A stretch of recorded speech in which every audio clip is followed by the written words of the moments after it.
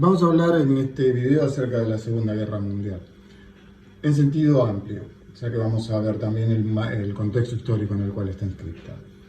Para hablar acerca de la Segunda Guerra Mundial, elegí este juego de mesa que se llama Axis and Allies, lo que significa el eje y los aliados, que fueron los dos bandos que se enfrentaron en la Segunda Guerra Mundial.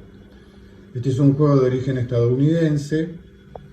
Es un clásico acerca de en el mercado de los juegos, acerca de la Segunda Guerra Mundial, y es a la vez un recurso para acercarse al desarrollo histórico militar de la guerra, y también es un ejemplo de los resultados que la guerra produjo en el mundo. Vamos a ver después cómo se relaciona eso con la industria cultural y con lo que se denomina el colonialismo cultural. Yo les voy a proponer una actividad al final del video, para la cual vamos a utilizar la ilustración que están viendo en la imagen, en la pantalla. Observen con atención los iconos, los dibujos, las banderas que están representadas, el lugar que ocupan, el tamaño de las banderas, y después vamos a hacer una actividad en la cual vamos a relacionar eso con el resultado de la guerra y con lo que les decía de la industria cultural. Este es el tablero del juego. El juego, es la versión de Axis and Allies, que comienza en el año de 1941, con lo cual la división política, por decirle así, que ustedes pueden observar, es la que corresponde a 1941. Ustedes pueden ver cómo prácticamente toda Europa, desde Francia hasta Europa Oriental, lo que sería Polonia y Ucrania, están, también Finlandia y Noruega y Dinamarca, están en poder del eje, es decir, de Alemania e Italia. Este juego no discrimina en lo que hace a las fuerzas del eje Italia de Alemania, porque las maneja el mismo jugador. Vemos también como África del Norte está ocupada por fuerzas del eje, que era una combinación de fuerzas italianas y alemanas. Por otra parte, vemos como Inglaterra conserva sus posesiones coloniales en África y en la India y en Asia. Ya en 1941 Japón se ha expandido, pero ahora vamos a ir viendo cómo se llega a esta situación. Primero vamos a tener en cuenta lo que son los antecedentes de la guerra. Ustedes recordarán, por lo que habrán leído en el libro de Eric Hobsbawm, Historia del siglo XX, que el autor periodiza al siglo XX en tres momentos: una era de las catástrofes, una era dorada y una era de descomposición hacia fines del siglo XX. La Segunda Guerra Mundial está comprendida dentro del primer periodo, es decir, este periodo de la era de las catástrofes. Hobsbawm ascribe a la idea de considerar a la Primera y a la Segunda Guerra Mundial como un solo proceso, denominado a veces como Guerra Mundial de 30 años, en el mismo sentido en el que se denomina la Guerra de los 100 años como Guerra de los 100 años, cuando en realidad no fueron 100 años de guerra permanente, sino un estado de guerra intermitente, al igual que en la Guerra de los 30 años en Alemania, las guerras de la época del siglo XVII, que también fue un estado de guerra intermitente. Hobsbawm ascribe a esta idea de llamar a este proceso como Guerra Mundial de 30 años. Hay otros autores que denominan a este proceso como Guerra Civil Europea. Nolte es uno de los principales que sostiene esto. Esta denominación es bastante controversial, pero es útil para percibir la forma en la cual Europa termina de consolidar una hegemonía a su interior, y es, por otra parte, la guerra es el origen de las instituciones de la Comunidad Económica Europea, ya que luego de la guerra se llegan a los acuerdos que hacen surgir a la Comunidad del Carbón y el Acero entre Francia y Alemania, que va a ser el origen de lo que es hoy la Comunidad Económica Europea. Con lo cual, esta idea de la guerra civil europea, que es un proceso que algunos autores lo extienden desde la guerra franco-prusiana de 1870 hasta la Segunda Guerra Mundial, lo que estaría haciendo es un doble proceso por el cual primero se definen las condiciones de la hegemonía al interior de Europa, con la preponderancia de Alemania, como hoy está claro, pero por otra parte también se asiste al declive de Europa como centro económico a nivel mundial, ya que la devastación de la guerra va a significar, entre otras cosas, el ascenso o la irrupción en el escenario político internacional de la Unión Soviética y de Estados Unidos y el eclipse de Europa. Ahora, yendo concretamente al proceso de esta guerra mundial de 30 años, y siendo que ya hemos estudiado la Primera Guerra Mundial y hemos visto los conflictos sociales a que dio lugar la guerra, la crisis del capitalismo, la guerra es de hecho un epifenómeno de la crisis del capitalismo. Estos conflictos sociales básicamente podríamos agruparlos en tres. Hay más, pero podríamos, en resumidas cuentas, agruparlos en la Revolución Soviética de 1917, en la Revolución Alemana fracasada de 1919, la Revolución Espartaquista, y en el Bienio Rojo en Italia, las tomas de fábrica y todo lo que estuvimos viendo, que termina en el ascenso de Mussolini como la garantía que encuentra la burguesía para frenar el ascenso o el crecimiento de la organización obrera. Entonces van a surgir fascismos en Italia y en Alemania. En Alemania va a ser posterior, pero ya se va a ir perfilando lo que va a ser después el Partido Nacional Socialista o el Partido Nazi. Ahora, tenemos algunos sucesos que destacar. Primero, habíamos visto también que Japón emerge como potencia mundial a principios del siglo XX en la guerra ruso-japonesa. La guerra ruso-japonesa se caracteriza por ser una guerra en la cual todo el mundo daba por sentado que Rusia iba a aplastar a Japón.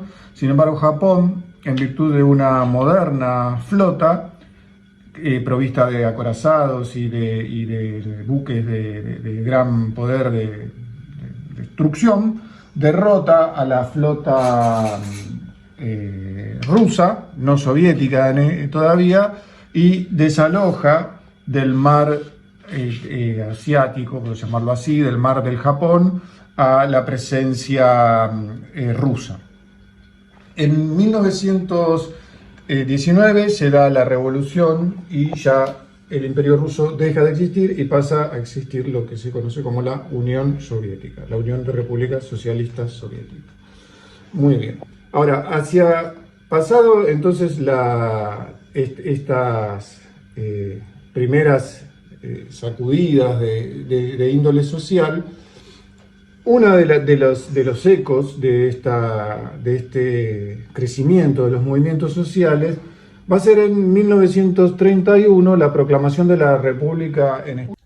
Entonces, en 1931, la República Española reemplaza a la monarquía y se conforma lo que se conoce como la Segunda República Española. Eso va a ser en 1931. Entonces yo voy a poner una fichita verde acá, que de momento va a representar a la República Española. Pero pasa otra cosa en 1931, y es que Japón invade Manchuria.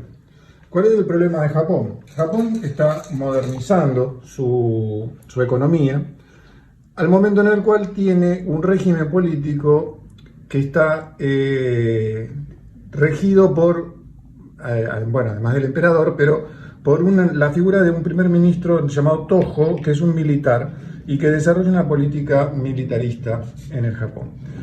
El problema de Japón es que no tiene recursos naturales, tiene pocos metales, tiene pocas materias primas, entonces necesita, de acuerdo a la visión de la época, procurarse de esos recursos fuera de su país y los va a ir a buscar, de acuerdo a la visión de la época, decía, a través de la conquista, en consonancia con esta idea que estaba en boga en aquel momento del espacio vital que habíamos visto cuando hablábamos de Hitler. En 1931 Japón invade Manchuria.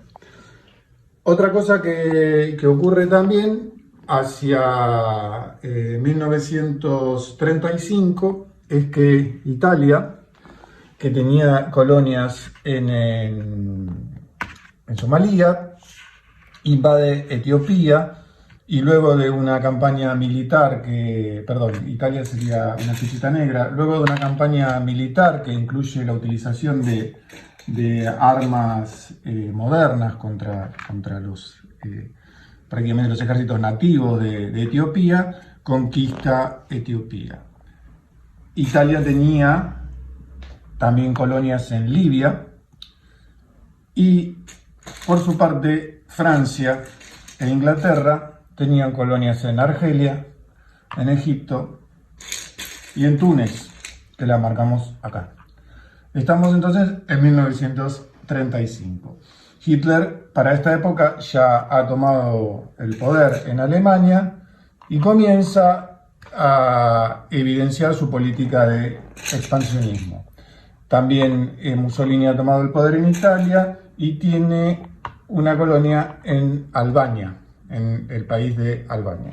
Les decía que la Unión Soviética ha terminado su guerra civil e inicia un proceso de industrialización. Por su parte, Estados Unidos también inicia un proceso de industrialización y posee algunas colonias en el Pacífico, sobre todo en Hawái, en donde tiene su base de la flota. Bien, en 1936, cuando se está por renovar, se inicia el proceso de renovación de autoridad de la República Española, el bando del Frente Popular, que reúne republicanos, comunistas y anarquistas, gana las elecciones por poco margen, y la derecha, encabezada por el general Francisco Franco, produce un levantamiento en Marruecos y desconoce a la República, con lo cual plantea un golpe de Estado. Esta situación no habría llegado a mayores si no fuese porque Hitler le brinda a Franco la logística para trasladar sus tropas hacia España y atacar a la República. Además, Mussolini envía también una división de soldados en apoyo a Franco, con lo cual la Alemania utiliza sus modernos bombarderos para atacar a la población civil y para probar las armas que después va a utilizar en la Segunda Guerra Mundial, y las democracias de Francia y de Inglaterra se mantienen al margen. Solamente la Unión Soviética apoya a la República y envía un contingente de soldados, de asesores militares en defensa del ejército republicano. La República va a recibir apoyo de lo que fueron las brigadas internacionales, que fueron voluntarios de todas partes del mundo, que llegaron a un número de 30.000, que van a tomar las armas para defender la República. El resultado de la Guerra Civil Española se va a ver en 1939, cuando finalmente Franco derrote a la República y se instaure la dictadura franquista, que va a durar hasta la transición a fines de la década del 70.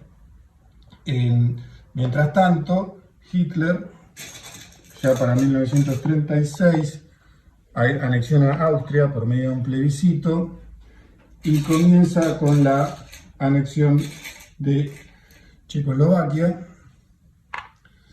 Y mientras tanto, Francia e Inglaterra, temerosas del crecimiento industrial y bélico de Alemania, tan solo tienden a atrincherarse. La situación va a cobrar una nueva dinámica hacia 1939. Pero hasta el momento ustedes ven cómo hay 3 conflictos en el periodo de entreguerras, que son la invasión japonesa a Manchuria, que en 1937 se convierte en la invasión a China, lo cual va a dar lugar a la guerra chino-japonesa, que va a tener apoyo, los chinos van a tener apoyo de Estados Unidos. La invasión italiana al Corno de África, en Etiopía, y la Guerra Civil Española. Acá voy a completar porque en Oriente Medio, en Palestina, era una colonia inglesa, Siria era una colonia francesa, e Irak era una colonia inglesa también, con lo cual esta zona era de lo que serían los aliados. Entonces tenemos estos 3 conflictos: la guerra en Oriente entre Japón y China, la guerra en África, que ya está, digamos, solucionada, pero que se evidencia un enfrentamiento entre los italianos y los ingleses, y la guerra civil española, que es contemporánea a la expansión de Hitler. Hacia 1939, le decía, esto va a tener una dinámica nueva, cuando se firma el Tratado de No Agresión entre la Unión Soviética y Alemania. Esto se hace después de que la Unión Soviética tratara de aliarse con Inglaterra y con Francia para enfrentar a Hitler. No obstante, esto no sucede. Entonces, una vez firmado el Tratado de No Agresión, Alemania invade Polonia y la Unión Soviética hace lo mismo y se reparten Polonia entre los dos. Y mientras tanto la Unión Soviética invade también Finlandia. Esto va a dar lugar a la guerra entre la Unión Soviética y Finlandia, que va a terminar con un resultado incierto. En 1939 se salda con España en poder de Franco. Vemos acá está pintado este color porque es neutral, en la guerra España va a ser neutral, a pesar de que va a enviar a algunos soldados en apoyo de Hitler, pero como país se va a mantener neutral. La invasión de Polonia, y ahí sí Francia e Inglaterra le declaran la guerra a Alemania. Entonces se inicia concretamente lo que se conoce como la Segunda Guerra Mundial. Al principio la guerra va a permanecer circunscripta a Alemania contra Francia e Inglaterra. En los primeros meses de la guerra no pasa nada, pero Alemania despliega una serie de poder naval que básicamente, como no tiene una gran flota, se conforma por buques corsarios que atacan los buques de abastecimiento de Inglaterra, que como Inglaterra tiene una realidad insular, va a requerir del continuo aprovisionamiento de materia prima y alimentos. En 1940 Alemania invade con su táctica de la Blitzkrieg, de la guerra relámpago, invade Francia y la ocupa, y solo queda Inglaterra como enfrentando a Hitler. Paralelamente a esto, Italia intenta la invasión de Egipto y la invasión de los Balcanes. Italia tenía una flota muy poderosa en el Mediterráneo. Intenta la invasión de los Balcanes y la invasión de Egipto, lo cual va a llevar a un resultado incierto. Va a perder en Somalia, eso va a ser conquistado por Inglaterra.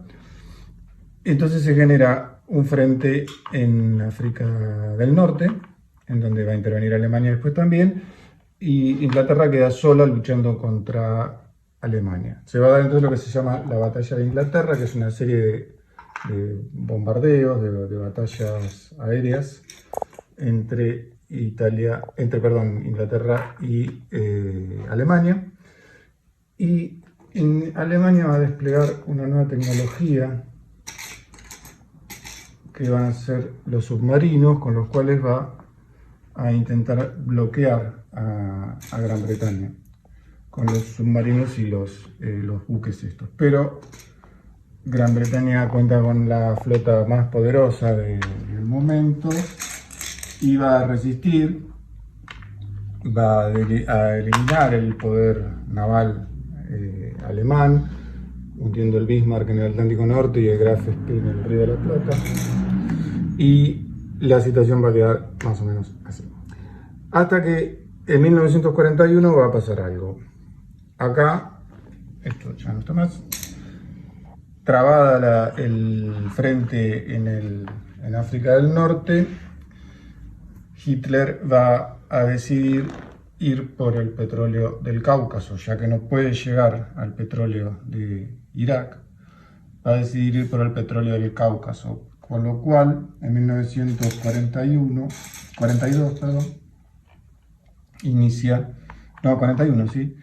invade la Unión Soviética. Los soviéticos son tomados por sorpresa y se retiran, pierden millones de hombres en esta retirada, hasta que la situación se estabiliza en 1942 en la zona de la ciudad de Stalingrado. Alemania envía 3 frentes, atacan en Leningrado, en Moscú y en Stalingrado, y en ninguno consigue pasar. Y hacia fines del año sucede que Japón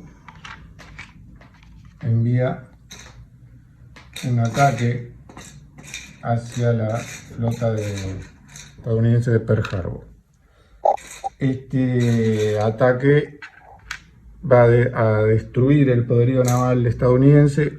No pueden destruir los portaaviones que se habían ido durante 6 meses, que van a ser los que Japón va a aprovechar para invadir las colonias francesas e inglesas en Indochina, para iniciar la conquista de Nueva Guinea, de Filipinas, y para extenderse amenazando a Australia.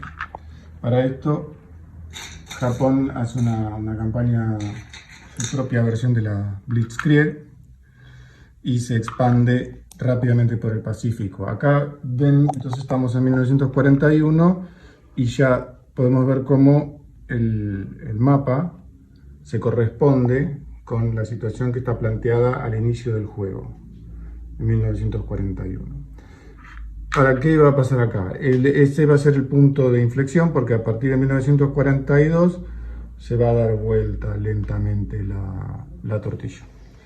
Cuando Alemania sea derrotada en Stalingrado y cuando Japón intente sus últimas cartas en las Islas Salomón para tratar de rodear Australia, y se produzcan 2 batallas navales de importancia, que son la batalla del Mar de Coral, en donde Japón va a perder parte de su poderío aeronaval, y la batalla de Midway, en donde Japón va a perder lo que le queda. El resto de la guerra en el Pacífico va a ser la lenta y sufrida reconquista o el desalojamiento de los japoneses de las islas del Pacífico y de las colonias de las colonias de los europeos en Indochina. Esto va a tener una importancia trascendental, porque cuando los europeos quieran volver a Indochina a tomar el control de esas colonias, los habitantes, los nacionales de Vietnam, de Laos, de Camboya, se van a resistir a eso, y eso va a dar lugar a la guerra de Vietnam, a las 2 guerras de Vietnam. Mientras tanto, para el 42 también el Mediterráneo, la flota italiana es destruida y se produce el desembarco norteamericano en África del Norte, y entre los norteamericanos y los ingleses reconquistan África del Norte, y los soviéticos empiezan a avanzar, y hacia el 43 se inicia la retirada de Alemania en todos los frentes. Alemania empieza a retirarse, entonces se inicia lo que se va a conocer como la carrera hacia Berlín, en donde ya lo que está claro es que Alemania está derrotada, y ahora, ¿quién va a llegar primero a Berlín? Los norteamericanos van a desembarcar en Sicilia y van a reiniciar la conquista de Italia, van a desalojar a los alemanes de los Balcanes, y en 1944 se va a producir el famoso desembarco de Normandía, del soldado Ryan y todo eso, la liberación de Francia, y hacia fines de 1944 y 1945 el repliegue de Alemania y el avance de las fuerzas aliadas sobre Alemania. Entonces Hitler va en el 44, final del 44, a bajar la última carta que le queda, que es conseguir la paz con los aliados mediante una victoria rápida, la batalla de las Ardenas, y después enfrentar a la Unión Soviética. Lo que pasa es que la batalla de las Ardenas la pierde, con lo cual la victoria rápida que esperaba conseguir no la consiguió, sino que lo consiguió fue una derrota rápida. Y esto ya está todo dicho, mientras los soviéticos y los norteamericanos terminan de estrangular a Alemania, y finalmente en el 45 los soviéticos toman Berlín y deja de existir el Tercer Reich. Alemania queda destruida y dividida en dos, una zona soviética y una zona occidental, norteamericana e inglesa. Después vamos a ver la posguerra en una clase futura. Mientras tanto, en Japón se va cerrando el círculo, se reconquista China, y una vez que está solucionado el tema en Occidente, la Unión Soviética traslada las fuerzas hacia Oriente, desaloja Japón de Manchuria y de Corea, y con las bombas atómicas mediante, Japón se rinde ante Estados Unidos. La idea era no rendirse ante los soviéticos, sino ante Estados Unidos. Una vez recorrida muy rápidamente la guerra, volvemos a ver la caja, saquen una captura de pantalla o algo para mirarla con atención, y fíjense, según lo que yo les dije y según lo que ven acá en el tablero, las fuerzas que están ahí en el tablero al final de la guerra, miren de vuelta la caja y traten de identificar qué banderas están presentes, pero sobre todo qué banderas no están presentes. Y fíjense que hay una bandera en particular que está presente, pero de una forma muy, muy particular. Que me gustaría que reflexionen acerca de eso, a ver poniéndolo en relación con la idea del colonialismo cultural y con la idea del discurso acerca de un hecho histórico. O sea, ¿quién tiene la potestad para decir qué fue lo que pasó y de qué manera sucedió y con qué recursos? Esto, por ejemplo, este juego, así como las películas, los libros, las historietas, son recursos a través de los cuales se inserta una visión de lo que ha sucedido y de lo que supuestamente es mejor para todos. Bueno, esto, cuando ustedes tengan alguna respuesta, pongan un comentario en el foro de la clase y lo seguimos discutiendo por ahí. Bueno, muchas gracias, hasta luego.